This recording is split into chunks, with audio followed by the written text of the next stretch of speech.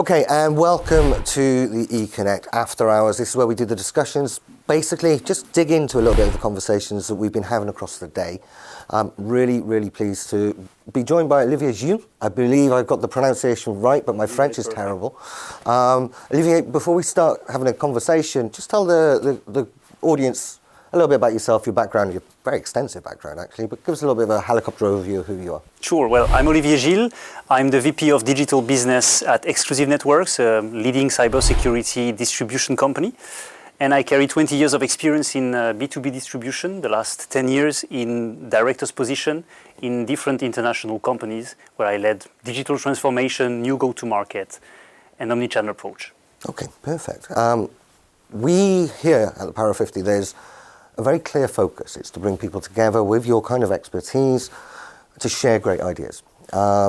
We keep it very close to the conversation, and that's what we're all about here. And that's what I wanted to grab you for a couple of minutes and do today, because so many great ideas come out of these conferences, so many great discussions, and there were a number of things in your presentation that I sat there, I don't know if you saw me scribbling notes down at the back, that I wanted to bring out, because there was some really lovely points that I think could transcend across a much bigger audience. People should be aware of them. I think for me, the first place that I wanted to start around was, I suppose, an interesting point, an observation I make, is I've seen a continuous theme across your presentation, across a number of the presentations we saw this morning. There seems to be this continuous theme of what great digital transformation looks like. And interestingly, it's all about making sure we have the process of having the ideas first, isn't it? Knowing how did you phrase it? You said, make sure these small iterative changes are in place, but know what that roadmap is first. Yeah, absolutely. Talk to me a bit about that. Well, I was talking about baby steps, but if you want to do baby steps with whatever technology you think about, you need to know what is the target state, what is the target picture that you want to reach, and then based upon that, you can have an approach which is quite an iterative one, yes, with baby steps approach, and then you use AI, you use tools, you change the processes, but then you do step by step a progressive change. That's important to do this step by step approach, not to start very large projects, usually they fail, but to have the target state in mind, to start now and to do small things one after the other. I think one of the things that I'm seeing come through here today, I've also seen it as well in many different conferences, written about this myself. We have to, and you touched on this, you have to have that buy-in at the top. There has to be the drive from the top. That's absolutely essential. I think we all know that. But importantly then, that message has to come down through the chain, doesn't it? Change management, doesn't matter whether it's a service evolution, digital transformation, whichever way we're going, change management always remains key. Yeah. What would your kind of top suggestions be in terms of that? I've always said just say it once and say it again, and then if you think you haven't heard it, say it again and again and again. But how do you approach that kind of? The first point is the constant communication around that. That's a key success factor. It should start from the top, talk all the time about the same, be sure that all the management line is talking about the same for everyone in the organization to understand the why. Why are we changing?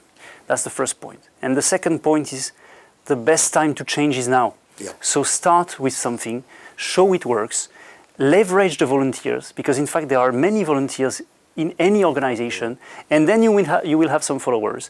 Ultimately, you also have to have the courage to deal with detractors, because everyone must understand it's a non-negotiable. Yeah, I think that's a really interesting one as well. There was some lovely visuals of the Pyrenees Mountains and your background in there coming in. It was great to see that personality come through, but that fear and that courage, those are two words that we need to have. We have to have the courage to move the laggards forwards. We have to have the courage to say, well, not everyone may work with us and move with us, but also, for me, it's finding those change champions, because that reduces that fear and that reduces those that are reluctant. Which leads me to the last bit I really wanted to bring out of your presentation, the human element. It's interesting how we see here, we're talking about digital transformation. I write about digital transformation every day. We're talking about it. Yeah, I always come back to we need to not overlook the human element. There's a lovely phrase that I shamelessly steal from the Four Seasons Hotel, which is great digital transformation is to automate the mundane so we can humanize the excellent.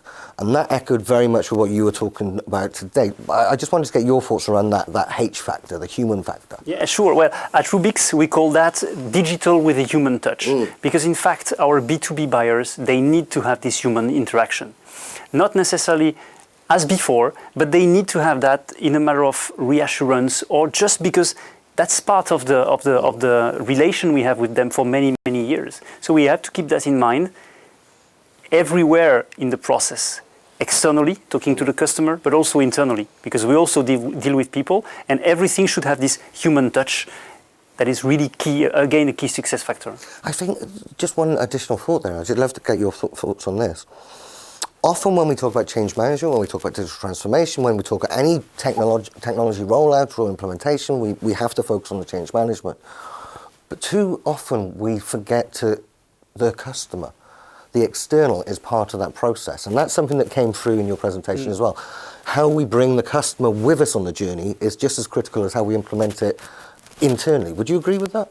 No, I would disagree. I would say it's more important to take into consideration what the customer expects, and then you can adapt your change. If you forget the customer, you will fail, definitely. So what's really important is to gather direct feedback from them, get in touch as soon as possible with them, as often as possible, which is tricky, I know. Yeah. And then build upon that and be sure that along the way, you don't lose the customers. Why? Because we are in a very fast evolving world, and sometimes customer expectation can shift drastically from one year to the other. So you have to keep these open ears and to listen to the customers as often as possible. Perfect. Look, thank you so much. Merci beaucoup pour votre temps. And merci. À thank bientôt. you. I look forward to the next conversation. Thank you very much. Bye-bye. Bye.